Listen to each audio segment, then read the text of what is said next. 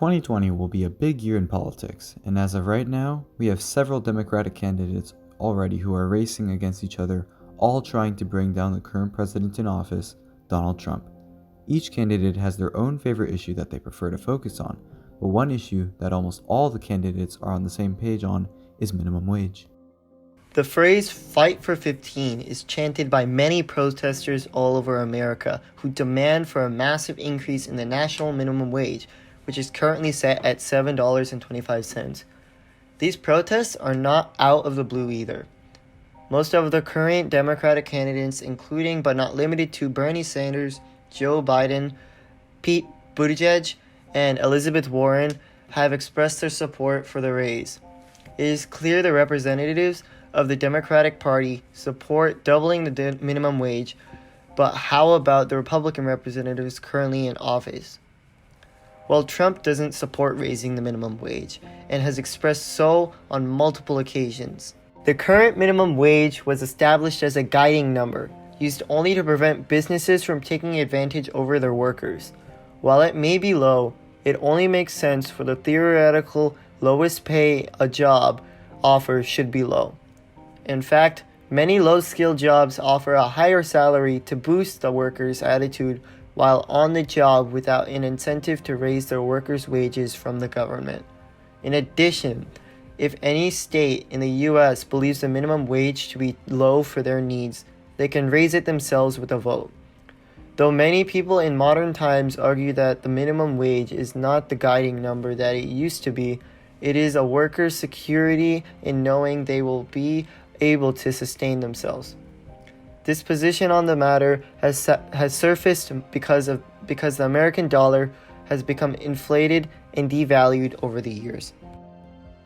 As for most other things, minimum wage is a talking point that marks a diversion between our political parties. Though, if we were to reach behind the political scenes, who would we really see wanting a raise in the federal minimum wage? And let's ask the most uncovered part of the overall question. Who doesn't want the raise?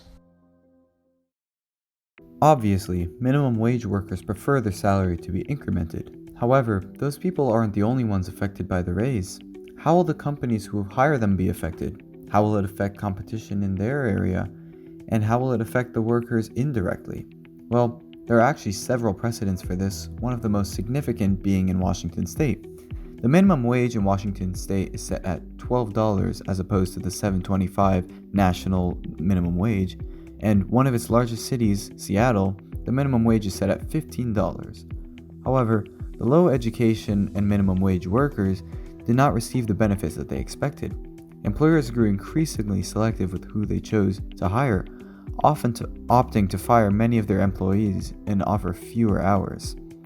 Let's take a look at this quote from an economist talking about minimum wage. Win their support, but a lot of other economists will tell you that it does decrease the number of hours, that it does decrease the number of jobs, and that the working poor often find themselves worse off because employers start cutting hours and start hiring less.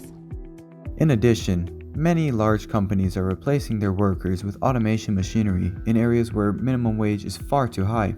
In fact, the self-serve kiosks that we see far more frequently in McDonald's is a direct response to Seattle's demand for higher worker wages. These machines are putting people out of work and leaving them with no alternatives instead of granting them a job with sustainable income. Joblessness in Seattle has risen to an all-time high, and most economists agree that the unnaturally high minimum wage is to blame. In addition to the effect it has on workers, minimum wage is also universally known to affect small businesses.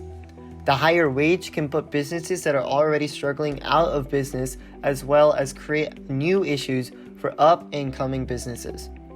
This is an issue primarily because 99.3% of America's businesses are small businesses, which are the true backbone of the US economy. If it becomes harder for small businesses to succeed because of the minimum wage, the economy suffers as a result, and then the result would be even higher levels of unemployment across America, significantly increasing the amount of low-income workers who are not able to provide for their families. Since minimum wage affects most everybody, we've decided to ask a local student about how much he knows minimum wage affects him and his family. Do you feel like that you have a complete understanding of the effects that the minimum wage has on our country, and that our politicians are talking enough about this issue? So, first off, I don't think politicians are talking enough about this issue, because if they were, there probably would have already been change in the minimum wage and how it's affecting our economy in the country. And secondly, I don't fully believe I have a complete understanding of how the minimum wage is affecting our country and its economy. But with that said, I do still keep myself informed with a little bit of politics, but mostly local and current news. So, and I also used to work at minimum wage, so that makes more sense to me. Now we can all see that minimum wage affects us, whether it be directly or indirectly. Such a versatile problem should be talked about more in depth out by our politicians.